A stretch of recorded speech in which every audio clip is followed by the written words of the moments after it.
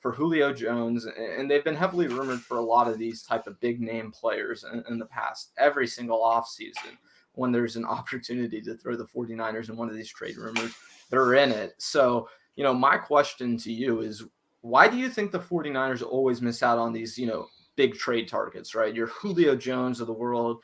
A few years ago, it was Jalen Ramsey. Last year, it was Jamal Adams.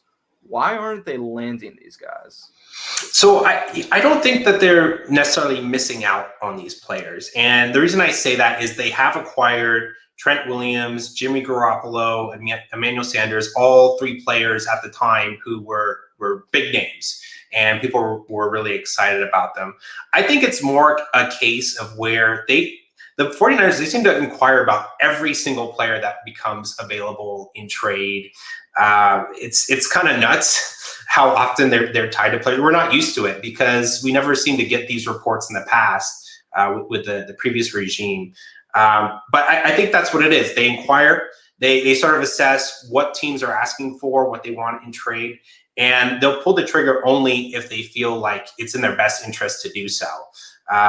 The case of Julio Jones, the assets that were given up, they're so light on draft picks right now. I don't see them doing that and committing he's got like 3 years on his contract and that hefty price tag. So in that case, it didn't make a lot of sense. The trade the Seahawks made last year for Adams, 2 first-round picks. I mean, wow, yeah, that's kind of rough. And he didn't even play the full season last year, and he was questionable in coverage too. So we'll see on that.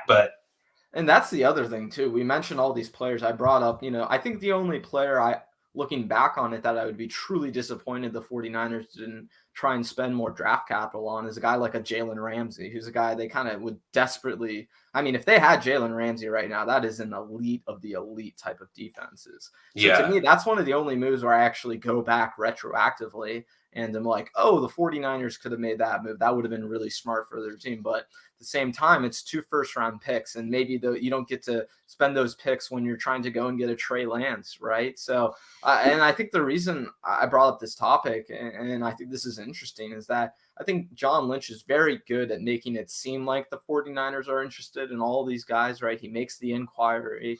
He made the call for Aaron Rodgers. He does all this type of stuff, right? But in reality, the 49ers are really bargain hunting all the time. If you look at all the trades they've actually made, right, besides the Trey Lance trade, the Trent Richardson trade, Emmanuel Sanders, D Ford, Jimmy Garoppolo even, they didn't trade 1 first-round pick for any of those players. They're all second, third-round picks, which would eventually, for a guy like Emmanuel Sanders, turn into a compensatory pick that the team would get back. So to me, it doesn't seem like John Lynch is really willing to take any risks at all when it comes to trading for these type of players. Has to be a guy to where if it doesn't work out for the team, there's a good reason, right?